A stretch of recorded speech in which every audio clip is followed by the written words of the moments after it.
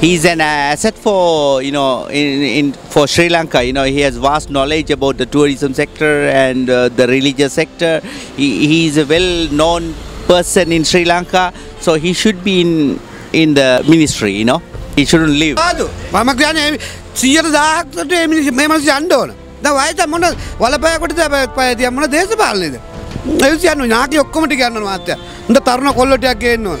එතකොට තමයි මේ රට හදාන්න පුළුවන්. දැන් විනාශ වෙලා තියෙන ওই නාකින්ද. ඇත්තටම මහත්තයා මේ ජොන් වලතුංග මහත්තයා හොඳ වැඩ කරන මහත්තයෙක්. එයා සෙනෙක ගැන ඉතින් අනේ සතුටු නැනේ අසතුටුයි. මොකද හොඳට වැඩ කරා ගම්පහ දිස්ත්‍රික්කයේ. අර ඔය කතාව කිව්වනේ ගල් අරක්කු අඩුවෙන් යානේ කිව්වේ ගල් අරක්කු අඩුවෙන් දුලා අනිත් ඒවා වැඩිවුණාට පස්සේ ගල්ට ඒව කරනවලුත් හොඳයි. ගල් අපි බොන්නේ ගල්නේ. සම්බන්ධයෙන් ජෝන් අමරතුංග මහත්මයා යන්නේක නම් පාඩුවක් කරේ රටට වැඩක් කරපු කෙනෙක් නේ. කියන කතාව රට බාහිර විස්තර කරන්න බැරි ඉන්නේ. පේමන්ට් කැඩුවා. පේමන්ට් කල්ලා කියන මිනිස්සු වලනවා. ඒ මිනිහ අයින් වෙන තරම හොඳම කැමති. එයාලගේ වයසත් එක්ක සාමාන්‍යයෙන් ඉතින් රම්මු ගත්තොත් හොඳයි. එක බොරු කියන සරින් ඉතින් බොරු කිය ඉන්නට වඩා අයින් වෙන එක ඉතින් ජෝන් අමරතුංග මහත්තයා අයින් වෙන දේශපාලන එක පිළිගත නොහැකි දෙයක්. ඒ මොකද එයා බුදුම දේශපාලනයේ කටයුතු වලදී හුඟක් මැදිහත් වෙලා කටයුතු කරපු කෙනෙක් මේ දේශපාලනය විතරට අනාගතය පිළිබඳවනේ. දැන් ඒක බොහොම පිළිගත නොහැකි දෙයක්. මම දන්නේ කොයි තත්ත්වයක් වේද කියන්නේ. යන්න බෑ ඉතින් අයින් වෙන ගන්නේ. අයින් වෙනවා කියවට කියන්න බෑ දෙන තත්ත්වනේ. දැන් ටික හොඳයි වගේ මට පේන්නේ. නමුත් ඒක අයින් වෙන එක නැති එක යාගේ කැමැත්ත. මම නම් කියන්නේ හොඳයි කියලා. එයාට දැන් කරගෙන යන්න බෑ. හොඳයි කියලා හිතෙනවා එයා ගියාන. නැති වෙන කාට හරි එතන ලැබෙනවද ජය කරා ඇති කියලා හිතෙනවා. දැන් ඉතින් අයින් වෙන එකක් නෑ නේද?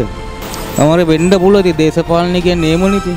එයා වැඩි වැඩ කළා නිසා වෙන්නද අයින් වෙන්නේ. ඉතින් මේ පාර්ලිමේන්තුවේ හිටිය කියලා ඇති වැඩකුත් නෑ අයින් වෙන එක හොඳයිනේ. ඒතුමාගේ පෞද්ගලික තීරණයක් වෙන්න ඇති.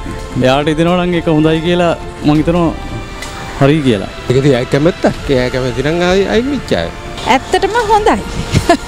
වැඩක් නෑ නේ ඉතින් යහපාලනේ නේද? මම නම් කියන්නේ තව අවුරුදු 10ක ඉඳලා ඉන්නවන්න හරි. දැන් ඉතින් ගොඩක් විහිළු සමහරක් කෙනෙක් ඉන්න බෑ. ඒක දේවල් ගැන කොහෙත්ම විශ්වාස කරන්න බෑ. ඒක කට්ටිය කියනවා. අනිවාර්යෙන්ම මම හිතන්නේ අයින් වෙයි කියලා. ඒ කට්ටිය කරන්නේ බොරුවනේ ඔක්කොම. එයා විතරක් නෙවෙයි ඉන්න 225න්ම මේවා ඉතින් වන්න දන්න හැටියට ඔක්කොම පොලිටික්ස් කරන ඔක්කොම එකයි ඉතින් හිටියත් නෑ වගේ තමයි ඉන්නේ ඉතින්. කිසි වෙනසක් නෑ කට්ටියගෙන. හොඳයි දැන් අයින් වෙන්න ඕනේ කාලේ. ඇති වැඩකුත් නෑ මොනවත් කරලත් නෑනේ. මොන සේවයක්ද? කිසිම සේවයක් නෑ. රටේ සේවකුත් නෑ, ගමේ සේවකුත් නෑ. ඒ ගමේ මිනිස්සුන්ට සේවයක් කළා නෑනේ. වත්තල මං අවුරුදු 5ක් හිටියා. කිසිම සේවයක් වෙච්ච නැති මිනිස්සෙක්. ඔය ජෝන් අමරතුංග කියා. බොරුවට කයිවාරු විතරයි ජෝන් අමරතුංග ආවේ. ඇත්ත කතාව ඒක. සේවයක් උන්නේ නැහැ. එයා කරේ කොම කඩකප්පල් කරන වැඩ. මොන සේවයක්ද ඉතින් දන්නවනේ දේශපාලනඥ කරන සේවය. තමන්ට කරගන්න බෑ. ජනතාවට සේවයක් නැහැනේ මේ වෙනතේ. අනේ නෑනේ මොන වුණාද උනා නම් මෙහෙම දෙයක් එනවදනේ. මම නම් පහුගිය දවස්වල දැක්කේ අපි හරියටම දන්නා පත්තර වලින් මාධ්‍යෙන් දැක්කේ මේ හොඳට තිබ්බ දේවල් කඩලා බින්දලා ආපහු හදපු ක්‍රමයක් තමයි දැක්කේ ඉතින්. මන් දන්නේ නේද ලොකු සේවයක් වෙන්නේ නැහැ. අපි හිතන જાති සේවයක් වෙන්නේ නැහැ. දැනෙන්න නම් දෙයක් කරලා නැහැ. කාරු විතර මොන ඇමති කෙනෙකුට රටට හොඳ දෙයක් කරනවා නම් තමයි හොරකම් කරන්නේ නැතුව රටට හොඳ දෙයක් කරනවා තමයි ඇමති කොල්ලෙන් අපි බලාපොරොත්තු වෙන්නේ. ඇමති කෙනෙක් කියන්නේ ඒකනේ නේද? ඇත කාලේ නම් එහෙම දෙයක් පෙවුනේ නැහැ. තමුද ඒක ඉතින් ගම්පහ දිස්ත්‍රික්කේ ජනතාව තමයි දන්නේ මොනවද අපි කොළඹ.